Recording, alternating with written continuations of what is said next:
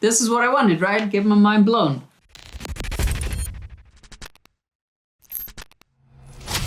Ladies and gentlemen, welcome back to episode 2 of Ryan Reacts, because that's what I decided to go with. I'm an editor and full-time content creator, which means I edit content every fucking day. And in this video, I'm gonna blind react to 3 videos my wonderful intern Sophia chose. Now, you guys had some valid feedback last week and I've tried to implement them. So, in this week's video, I've got 3 shorter videos than the one last week. In addition, I'll also try, where possible, to break down exactly how an effect is made in Premiere Pro. And I made sure to get a microphone so that I didn't sound like absolute trash. Now, with that being said, let's dive into this week's episode, shall we? So, the first video is by Caleb Natali. As said, I haven't seen it in advance, so let's be prepared to get our mind blown. 9:50. Ready now, here I come.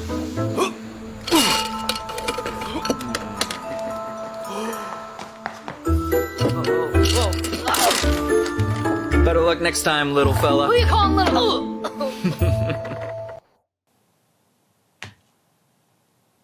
Where to begin? This gives me extreme, what was that movie called? My Big Little Family or something like that? Gives me those vibes. This was very cool. 16 seconds, so not very long, but... 9:50. Ready now, here I come. How on earth? Okay, so... God, what have they done here? I have no idea. I mean, this is what I wanted, right? Get my mind blown. Okay, so from this part, I think I know how they did it, right? So here, essentially what they've done is on this tower thing, they have a crop effect, right? So as he essentially gets scaled down into this pipe, the crop effect makes him disappear. So it looks like he falls into the pipe. I'm curious how they got the pencils to move. In terms of cutting him out, I think this is similar. There's a video that I'll add here whereby you can jump over buildings. Let me show you how to recreate this larger than life building jump effect in Premiere Pro. So the first thing we're gonna need to do is find a building that's relatively short and stand really far away from it to force the perspective that we are giant and able to jump over the building. Now, once we're happy with that footage, we'll bring it into Premiere and it's gonna look something like this. Now we're gonna go to the end section where we're no longer on screen and isolate that and turn it into a frame hold so we can stretch it out the entire clip and use it as a clean slate background. Now we'll go to the moment where our feet are above the building, make a cut and add a square mask so we can reposition it, resize it so it sits just above the building like so. And when we play back our clip, we pretty much have the entire effect. I think it's similar to that you jump, and as you jump, you have to make sure that your feet clear, as you see here, that the feet clear the line. The feet clear the line of the pipe in this case. And then as you jump down, you essentially crop yourself into the thing, right? So that's part 1. Basically, how do I get him to disappear? There's a crop, you jump, and as you go down, you fall behind this thing, right? The other side of this is how do you jump and get yourself to scale down? For that, I think they rotoscoped him out of the video, meaning that there's just his body and there's no background, right? And as they jump, they scale him down, and then the crop effect comes and it essentially looks like he disappears right after he's gone, right? So here you see they will have already edited this out, and then bomb. And then the pencil obviously falls out to really sell the effect. Like, also the sound effect here is what brings it home, right? The guy comes walking in, obviously he looks the other way. You get distracted by that, so you're sort of curious what's happening next. And it's, I guess, this is the same video that they rotoscoped. So it could be that they made 2 videos on the green screen background, because you do see a little bit of like a green edge on here. So chances are that he was on a green screen, right? They recorded the first video. They recorded this first video whereby he kind of jumps, hoppa. And then there's another video whereby he's lying on the floor. Oh, right? Oh, with a green screen. They removed the green screen, and I think that's how they did it. But it looks sick, very well done, especially like the little details on the pencil here. Like this, let me see. Here you also see that it's missing a frame. So this pencil, you see that? When I break it down here at frame 6, it doesn't have its tip anymore. So the pencil is either 3D animation or some way it's green screened and this pencil has been animated to go fall in, right? So it falls out because you see it misses it here, and then here the point is back, right? And then he walks over here, picks up the jar, throws it out. The guy's like, ugh, and then throws the pencil off. But again, that pencil is a fake one. I think that's how they did it. Very sick. That was a long explanation for a 16-second video. Insane. What was that? 10 minutes. Oh, there we go. Very cool. I love this like AI stuff that people are adding into their videos.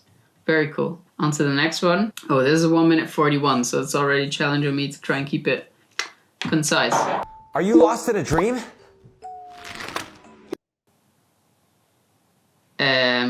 What? Okay. Pop-up. Hoppa. Pops. Here's a pop-up, flies in, flies in, flies in. Right, this you can quite easily create. It could even be a text box in Premiere Pro. And then how he does this part, it looks a little like his finger's off somehow. Which means that I think even the sign here, is animated. And what they did in that transition when they got it is they darkened it, they added shadows so that it looks like it's an actual sign. And then they keyframed it to fall down. God, 2 seconds. Okay, then here. So here you can see that it's a match cut. Basically, obviously, they keep the camera in the exact same position. And if I'm standing here, I can stand like this. I can draw a line on the ground so that whoever's switching, let's say my girlfriend, knows exactly where she needs to stand. Then we switch, and in post, all you basically do is you match it up as close as you can get so that it looks like you naturally transition. So here you see the hand coming in from the girl already. So what he's done, as he's going up, he's keyframed the kind of, I guess, opacity probably, with a slight feather on it, which causes this blur around it here to keyframe it coming up automatically. And then here, that's where they make the transition. Okay. Hurry! Hey, get in here! Here, this will wake you up. Is that milk?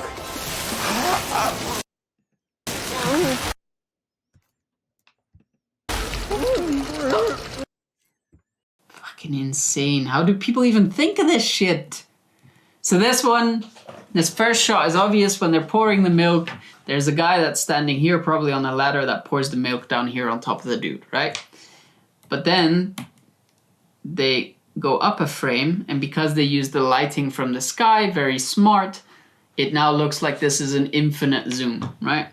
So here they've taken the light from the sky, extended it, but as you can see, this is a box where they're filming with a black background, or maybe they even cut her out of a black background, and there she is pouring the milk onto a person.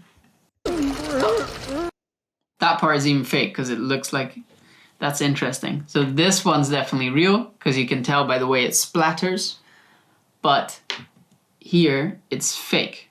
And yet here it's real.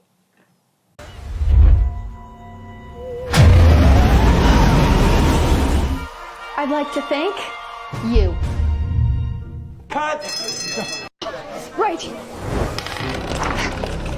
These are all very similar techniques, right? So here you have essentially a match cut, but this time it's taking, instead of the outer layer of the body, it's taking the motion of what she does. So here I want to break it down.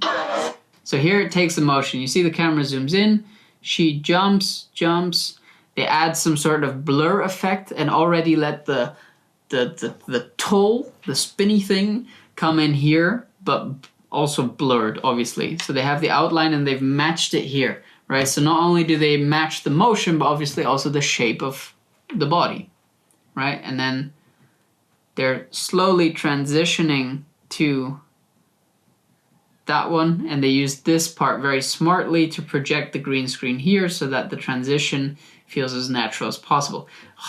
This is some very difficult next level stuff. I might be describing as if this is super easy, but it's really not. It's really fucking hard. You can't trust this. Let's go. Through here. Wingardium Leviosa! What do we do? I have an idea. Oh, that's genius.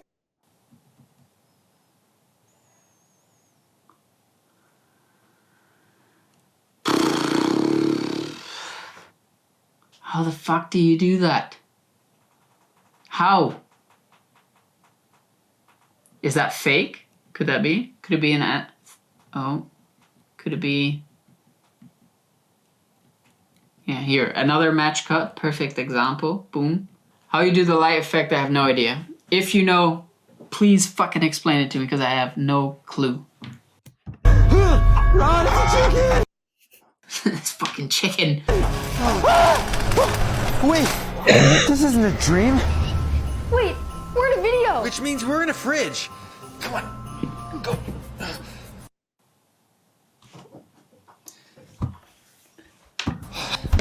No, it's actually.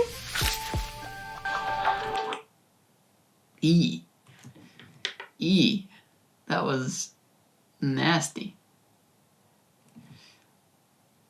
What's happening here?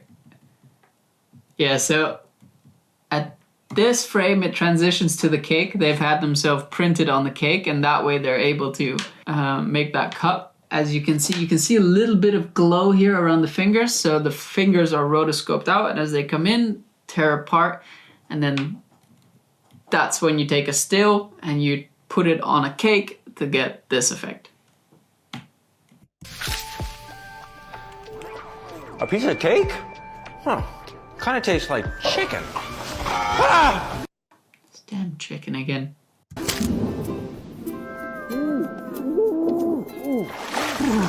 Oh, there you are.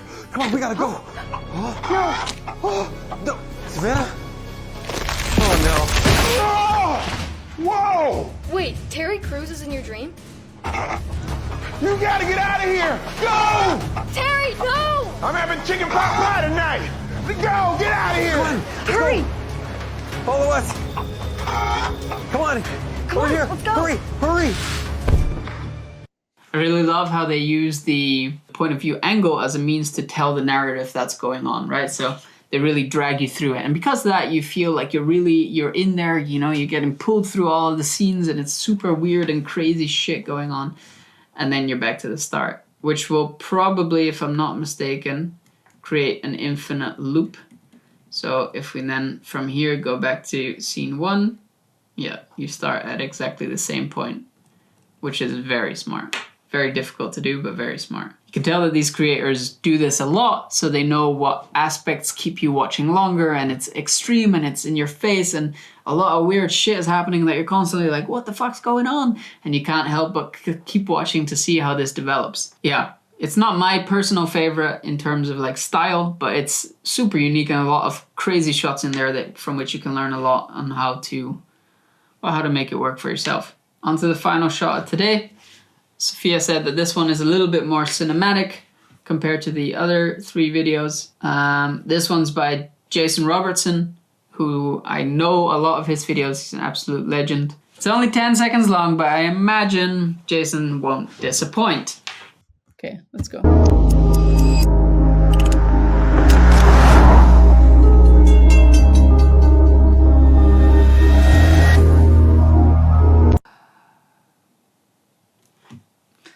I just love cinematic content. I fucking love it. I love everything about it. Okay, let's break down the first second of this video, right? I explained in the previous video a lot that this is the match cut effect. Now, if you want to make this as effective as possible, I'll show you how to do that in Premiere Pro real quick. This is the match cut effect. And it's actually super simple to do, so let me show you. You're gonna wanna start by taking pictures of the same object in different locations. And once you have about 20 to 25 pictures, we're gonna go into Premiere Pro. Drag your images into the timeline and cut each of the pictures down to 4 frames. Set the opacity of all clips to 50% and adjust it so that every post-it is at the same position. If you're a little bit OCD like me, you will probably want to add in some guides to make sure that the alignment is just right. Okay, that was a match cut effect. Now, continuing after 1 second, on with the rest of this. I love that sound effect is what drives it home. It's like, it's called a gear sound effect. So if you're trying to implement that, look for something like that. So this was a what do you call that? I think a dolly zoom or a dolly zoom. Anyway, basically it's a camera which you have at an extremely high shutter speed, right? So that the, is that right? Or low? Yeah, at a high shutter speed, and that's gonna cause this blurring effect. And then what you do with the camera, right, is basically just this movement, right? So go like this. And then all you do is you match it up with the movement of the incoming tram, right? And because you do that, you zoom in here as well. This blur effect makes it feel as if it's continuous. So it goes, and then the tram continues. I hope these things make sense. I always worry that I'm not making any fucking sense on what I'm saying. Let me know if I don't make sense. Also, I 100% assure you that all these sound effects that you're hearing are things he put in there underneath to drive the effect. So one of the things that I've been learning over my past 3 years of editing, and the more that I get into it, is that the better you get at creating content, the more sound effect layers you will have, and most likely less footage effects. Unless you're creating super extreme AI stuff or like animated stuff, then obviously you'll have a ton of footage effects. But I feel like sound effects, having layers in your sound effects, is what really drives it home. I'll link a video in the description that I watched when I started out on sound design. I thoroughly recommend it. It's not for me, but it's a great, great, great video.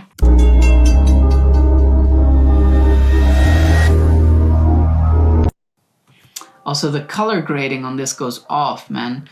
So let me give you a very, very quick breakdown of color grading, just in case you don't know. There's this thing called the color scale. I'll show you now on Adobe Color. You'll have this scale and you'll have what's called complementary colors. Now the contradictory colors sometimes work well to use together in order to make your shit stand out. You'll see this being done a lot on YouTube thumbnails, whereby there's one color in the color scheme that really catches your eye because it somehow feels unnatural to watch.